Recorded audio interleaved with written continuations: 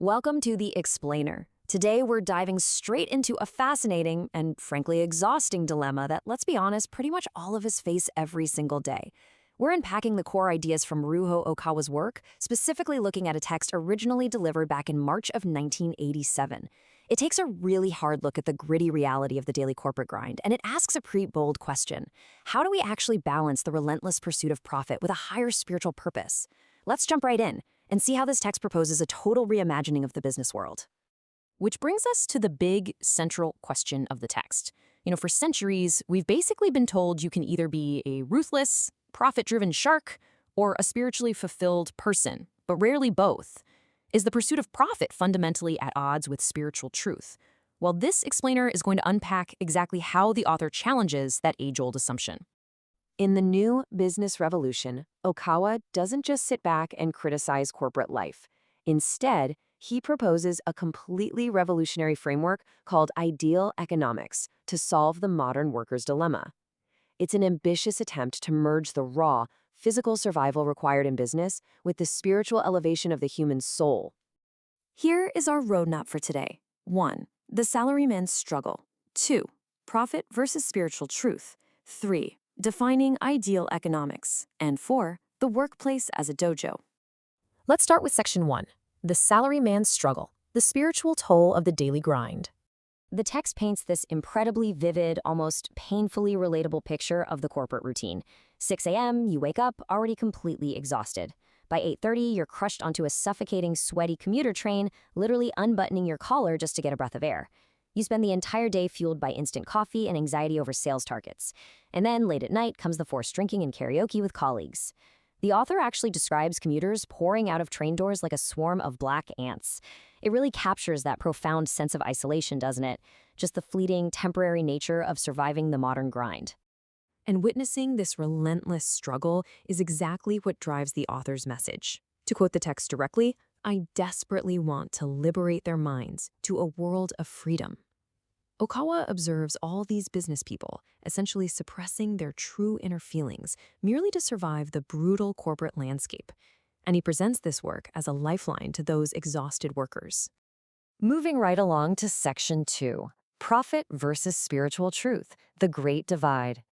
Now, the traditional view of modern economics usually operates on the assumption that humans are just driven by desire, acting purely to maximize financial profit. Basically, business and religion are contradictory. If a company doesn't make a profit, it goes bankrupt, regardless of how enlightened the CEO might be. But the text challenges this head-on. It argues that religion and business absolutely must be unified into one comprehensive value system. The core idea here is that true business success simply cannot ignore the spiritual dimension of the workforce that's actually conducting it. Which leads us to Section 3, Defining Ideal Economics, a new formula for value. So, what is ideal economics? The text defines it as an economic system where business value is measured not only by financial profit, but by its contribution to human happiness and societal well-being. It's a total reevaluation of what we consider a successful business transaction. It asks us to look way beyond the spreadsheet and actually measure the human joy generated by our work. To make this abstract theory a bit more concrete, the author uses this really brilliant, simple analogy: the stolen painting versus the masterpiece. Picture this. In scenario 1, someone sells a stolen painting for 1 million yen. In scenario 2, a dedicated artist sells a painting they painstakingly created themselves, also for 1 million yen. Purely in terms of traditional accounting, both activities generated the exact same financial profit. But, the author argues, there is no way these two transactions are of equal value. The second transaction carries this deep sense of spiritual happiness, effort, and pride that the first one completely lacks. So it breaks down like this. Financial profit is definitely still necessary. It sustains the business physically, keeping it alive just like a body needs food. But human happiness has to be factored in because it elevates the soul and society. According to the text, a truly rational economic actor isn't just chasing money. They're maximizing profit and happiness simultaneously. All right, our final section. Number 4, the workplace as a dojo, a visionary future. This is where the text predicts a radical structural transformation. Imagine a utopian company with these specific traits. First, character development actually becomes a primary metric for corporate promotion. You can't just be a good earner. You have to be respected by your peers. Second, the workplace transforms into a dojo, literally a training ground for human character building. Third, the author envisions companies hiring dedicated spiritual guides right alongside their corporate lawyers and accountants. And finally, get this, the text suggests dedicating time after 3 p.m. specifically to spiritual and personal growth through seminars and guidance right there in the office. Because the ultimate goal here isn't just making money to buy more stuff. The text argues that the financial capital and profits a company generates should be purposefully and systematically reinvested back into uplifting human minds. It's really about taking the earthly wealth generated by business and converting it directly into spiritual training and societal betterment. So, to tie it all together, profit drives survival, but truth elevates the soul. The author is bridging that massive gap between the gritty, exhausting morning commute we talked about at the beginning and ultimate spiritual enlightenment. The business world doesn't have to be a place where you suppress your heart to survive. In this framework, it can be the exact place where your character is forged. I want to leave you with a final, lingering thought. This text was written about the struggles of 1980s corporate life, but honestly, it feels incredibly relevant today. Think about it. If your workplace actively became a training ground for your character, if your next promotion depended on your spiritual growth just as much as your sales numbers, how would your daily grind change? I hope this explainer gave you a really clear, structured look into the concept of ideal economics. Keep learning, keep questioning, and we'll catch you in the next one. Welcome back. Today, we're jumping right into Chapter 2 of the New Business Revolution titled Mind and Management. This material is just totally fascinating because it takes this deeply philosophical, really holistic approach to workplace dynamics. It's going to challenge us to completely rethink what it actually means to be successful and motivated at work. Okay, let's dive into this core question right off the bat. Why is it that mechanical, repetitive work literally drains our vitality? And why, when it comes right down to it, is a paycheck, income alone, never really enough to keep us satisfied in the long run? These are the exact questions the author wrestles with, and the answers offer a totally fresh lens on our daily professional lives. So, here's our roadmap for this explainer. We're going to cover the happiness equation, the motivation killer, redefining worldly success, the ideal manager, and finally, harmony over confrontation. All right, moving right into part 1, the happiness equation. To build this equation, the text introduces a concept that might sound a bit counterintuitive for a typical corporate setting. It argues that spiritual truth and business ethics, they aren't opposites at all. They're fundamentally connected. The author, Ryuho Okawa, presents what he calls a prophetic blueprint for future society. His whole premise is that for a society to truly thrive from here on out, it needs a synthesized value system. We can't just silo spiritual truth over here and economics over there. The future demands that these spheres merge into a single cohesive set of values. So, what does that look like in practice? Well, the author outlines this specific equation. True workplace reward equals income, plus happiness, plus a sense of contribution. The argument is that you've got to actively seek out roles where you maximize not just your paycheck, but your intrinsic happiness and your sense of actually contributing to a better society. The text even calls it a utopian ideal. It's a total paradigm shift from just working to survive to working to contribute. Which brings us to part 2, the motivation killer. Obviously, there are massive systemic problems out there that can absolutely crush this happiness equation. The source text strongly criticizes a concept it calls mechanical egalitarianism. This means rigid, quota-based systems that try to enforce this artificial equality across the board. The author argues that when you create environments where hard work doesn't correlate with reward or purpose, you just completely sap human vitality. It destroys the will to work because, well, it strips away any real sense of personal achievement. This anecdote brilliantly captures just how absurd these mechanical systems can get. The text shares this slightly hilarious but super memorable story about state-run Soviet factories.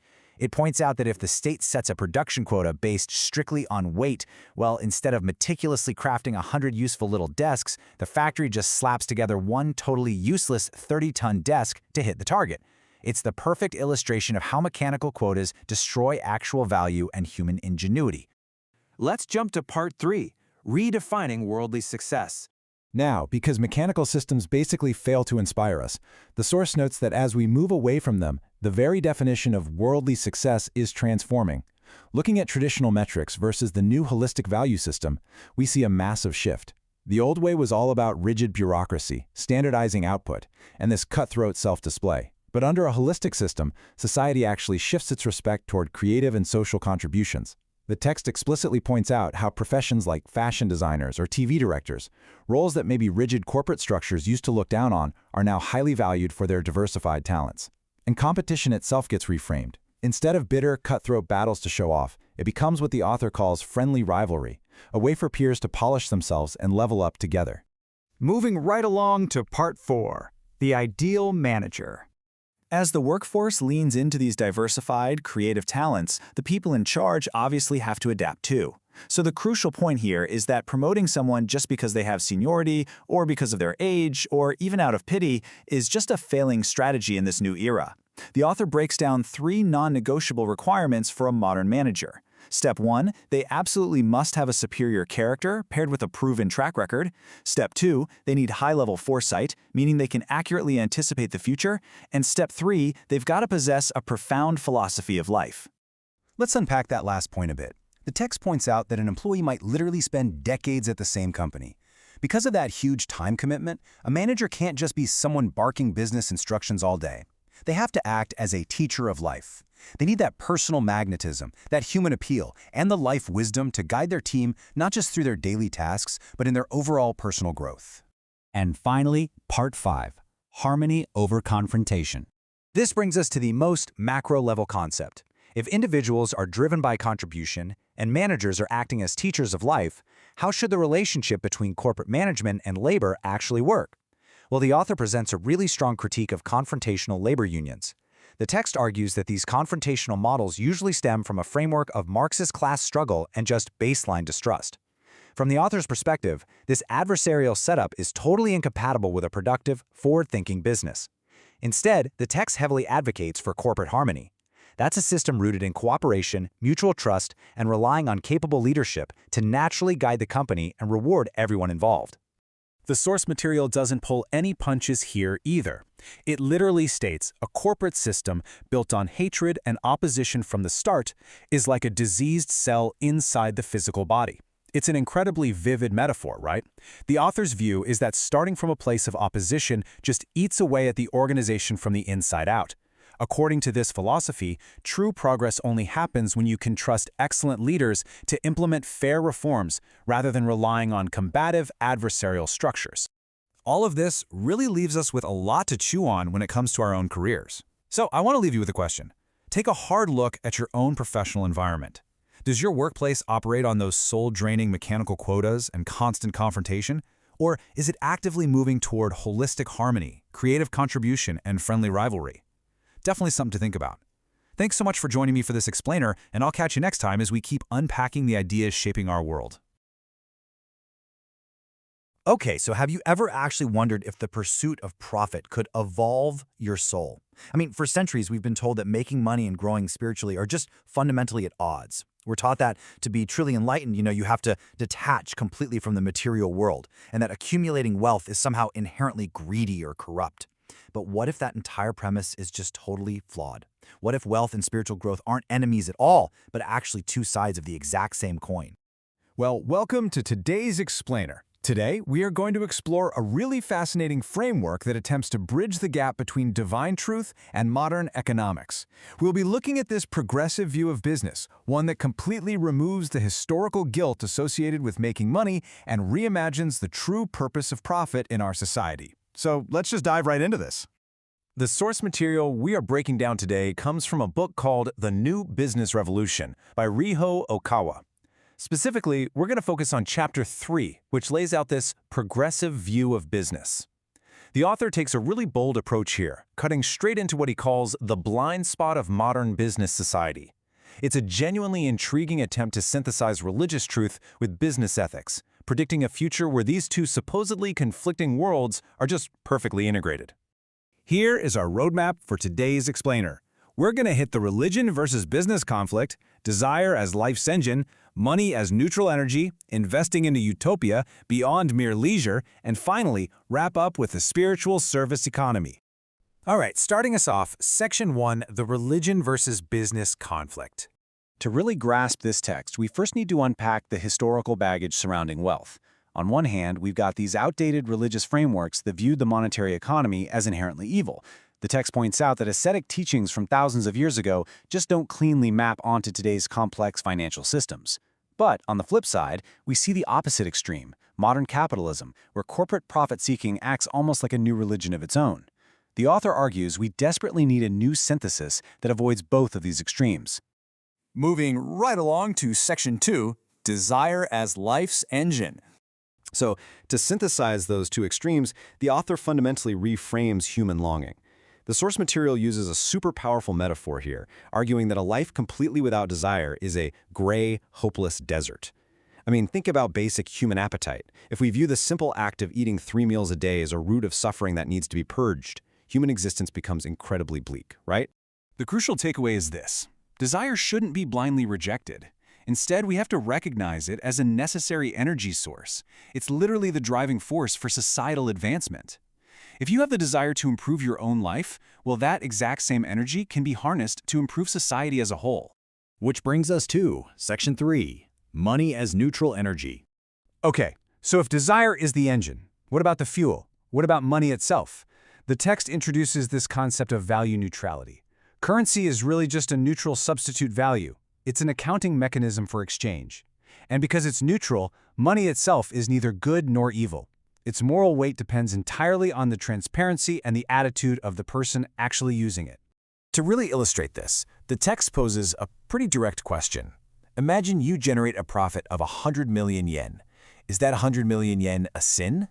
Well, the progressive view of business says absolutely not. The real question is, what are you going to do with it?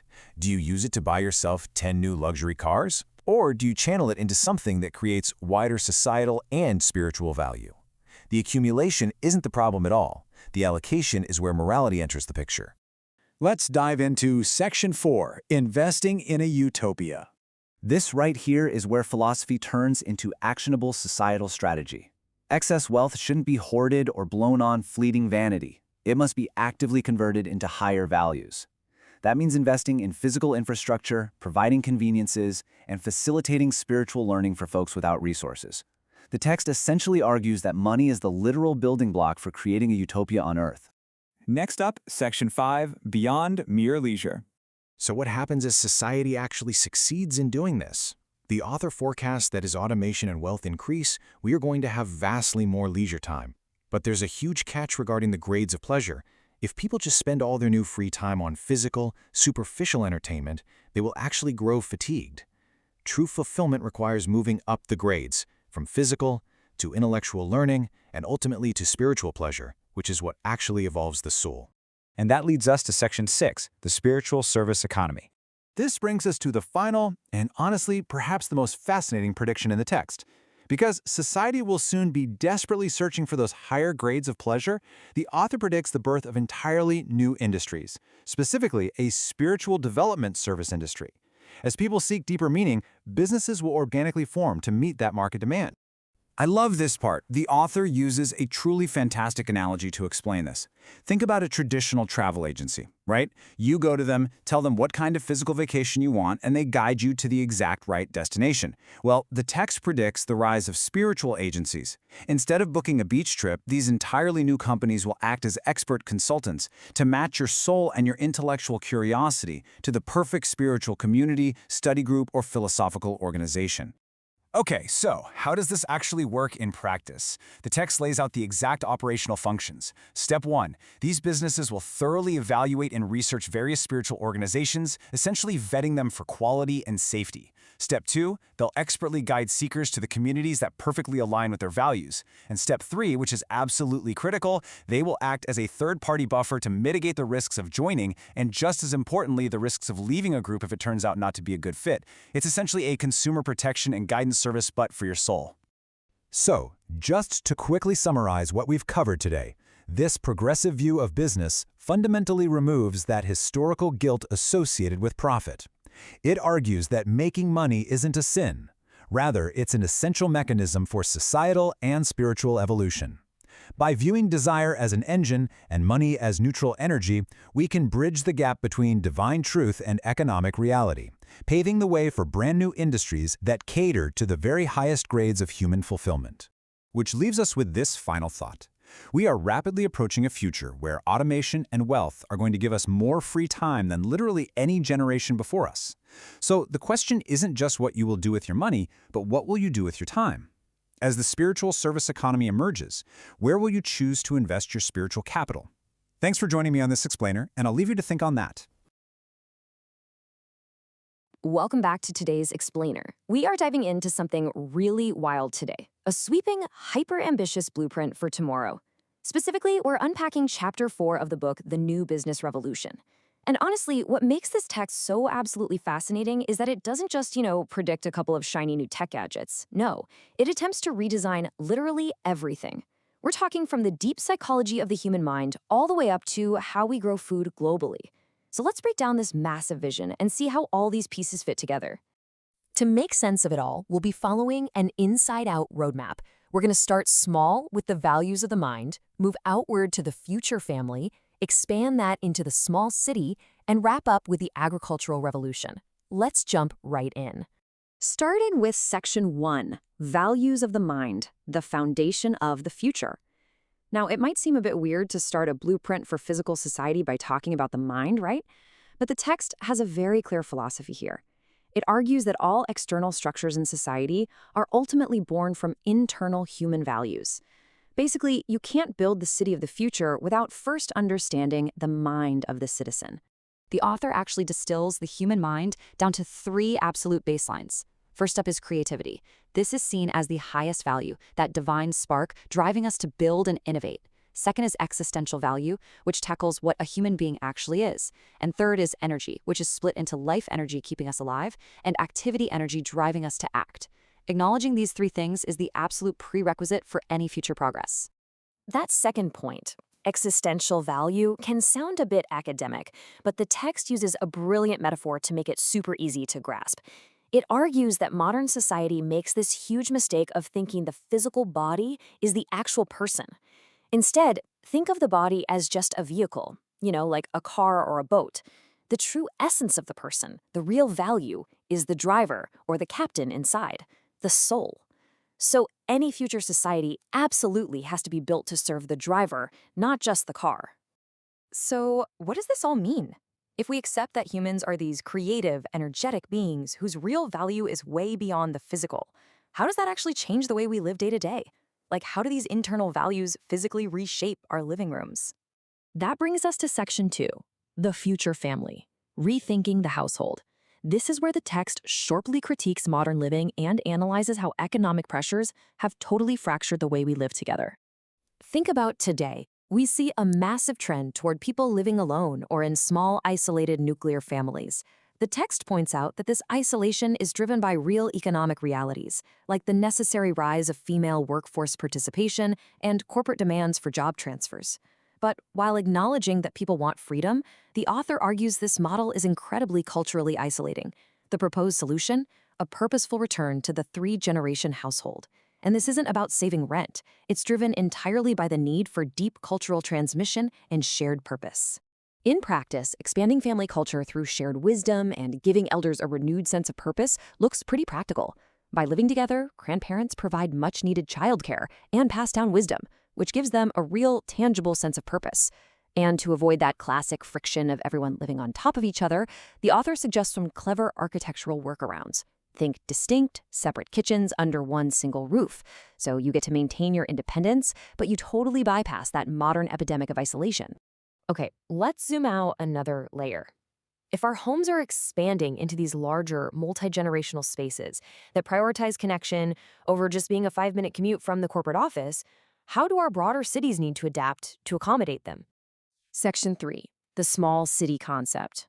The goal here is curing what the author calls megacity disease, that suffocating hyper-concentration you see in places like modern Tokyo. So how exactly do you dismantle a megacity? Well, the text argues that remote work and high-speed linear motor cars make geographic decentralization totally possible. Just imagine traveling across the entire country at breathtaking speeds.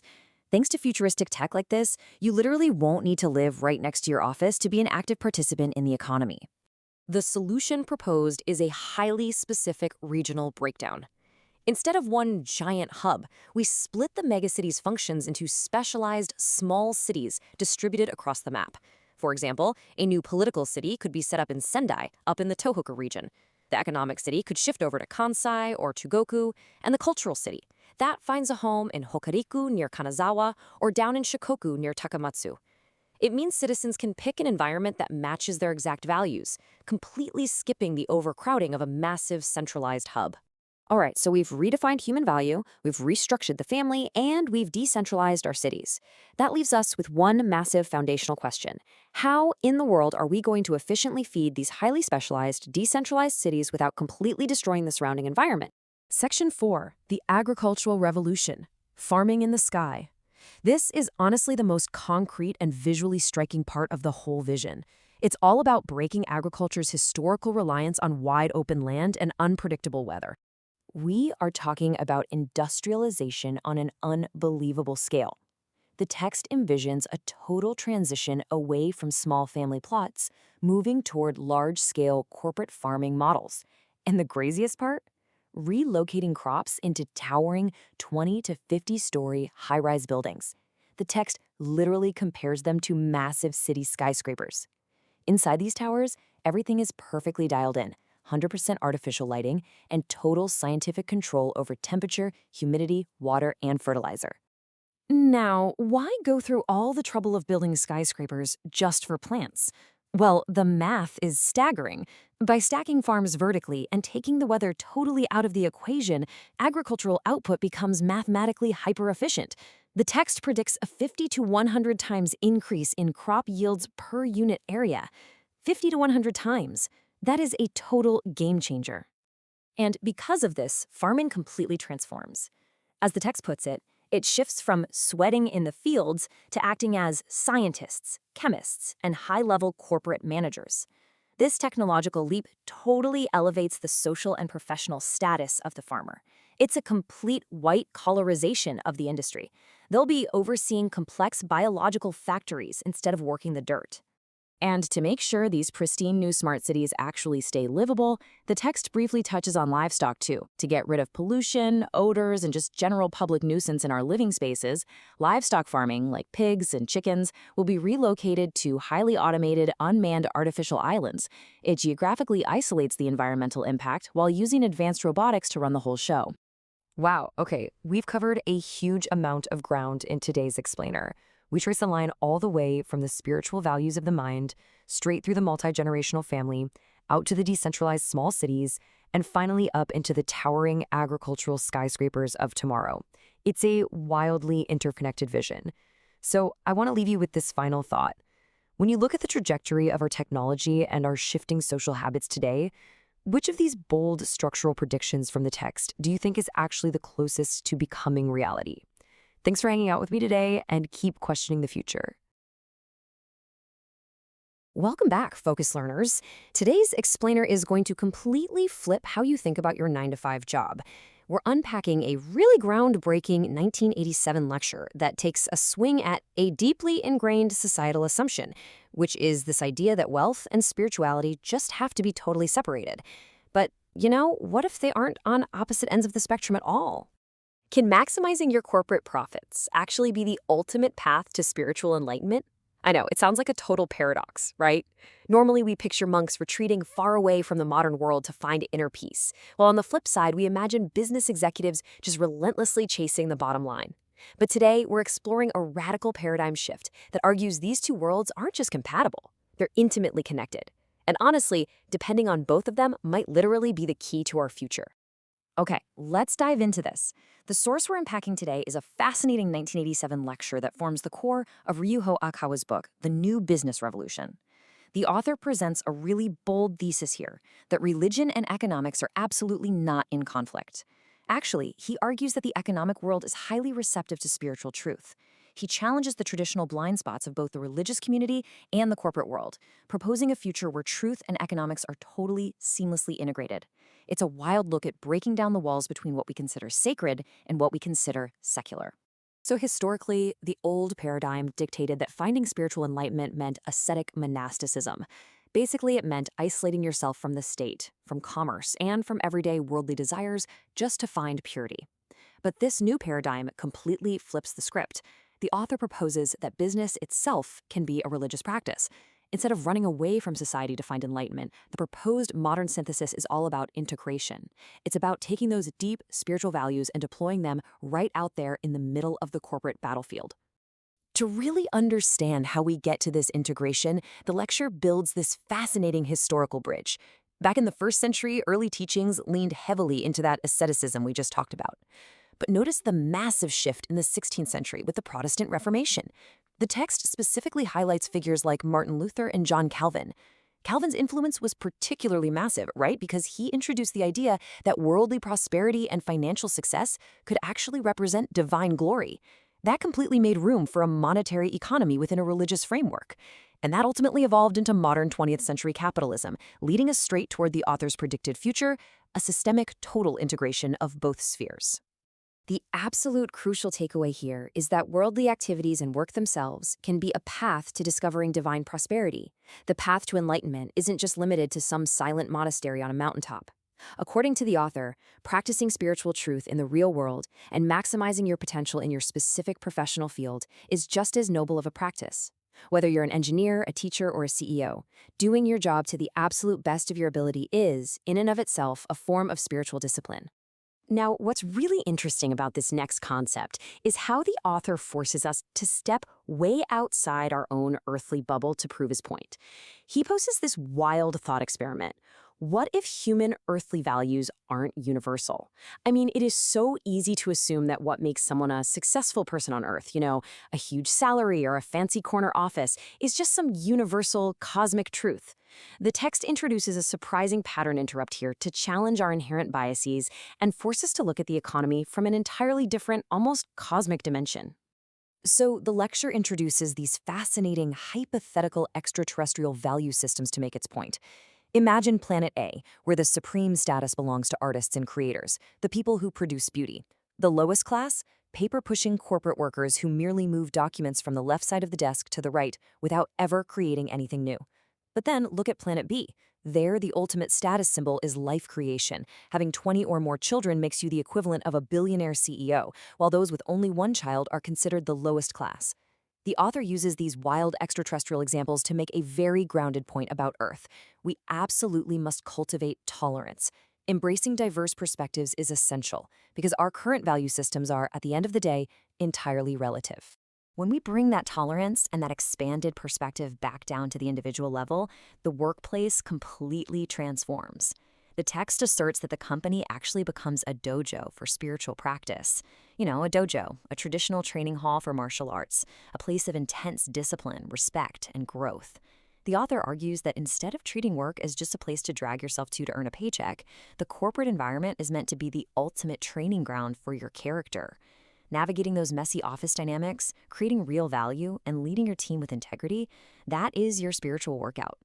Let's see how this builds. Because scaling this up from the individual to a macro level, the lecture makes a really radical systemic proposal. The idea is that we shouldn't just bring religion into business, we should actively bring business into religion. Specifically, free market principles. This means introducing healthy competition among spiritual organizations. Instead of just holding a monopoly based purely on tradition, these groups would have to actively compete to provide higher spiritual joy and deeper enlightenment to the public. The author argues this kind of competition would promote internal purification and literally force institutions to deliver tangible spiritual value, rather than just coasting on historical authority. And this is where the author's ideas move from just philosophical theory to hardcore, radical new economic policies. The lecture argues for a complete, ground-up overhaul of the tax incentive system. Currently, as the text points out, taxes are largely based on gross financial revenue. If you make a certain amount of money, you pay a certain tax rate. It's determined purely by the monetary amount. But the author points out the major flaw here. Under our current system, a company that aggressively pollutes the earth and a company that actively improves public well-being are taxed exactly the same way if their financial revenues match. Make it make sense, right? So the author proposes a brand new incentive model based on spiritual value. Under this totally new paradigm, your tax burden is tied directly to your societal contribution. A high pollution or socially harmful company would face a massive high tax burden. A standard neutral company faces a medium tax. But a high spiritual value company, one that is out there actively contributing to the public's well-being and health, would be rewarded with a significantly low tax burden. It fundamentally rewires capitalism to reward ethics and positive societal impact right alongside those financial profits. To kind of contextualize this shift, the text mentions the historical concept of the 10% tithe, the traditional tax given to religious institutions in places like the Christian world. The author notes that while some countries have historically supported spiritual organizations through political and social norms like that, the real lasting reform for the future has to be led by economic shifts rather than political ones. According to the lecture, political reform is just too slow and fraught with barriers. Whereas the economic world, the realm of business and finance, is actually way more fluid, pragmatic, and ready to embrace this new spiritual economic integration. Which brings us to a massive, really fascinating thought experiment to wrap up today's explainer. If your company was taxed right now based purely on its spiritual contribution, what would you owe? Would you be facing a huge penalty for draining society or a massive rewarding tax break for lifting it up? It's a really powerful way to evaluate not just the companies we work for, but the daily work we put in ourselves inside our own corporate dojos.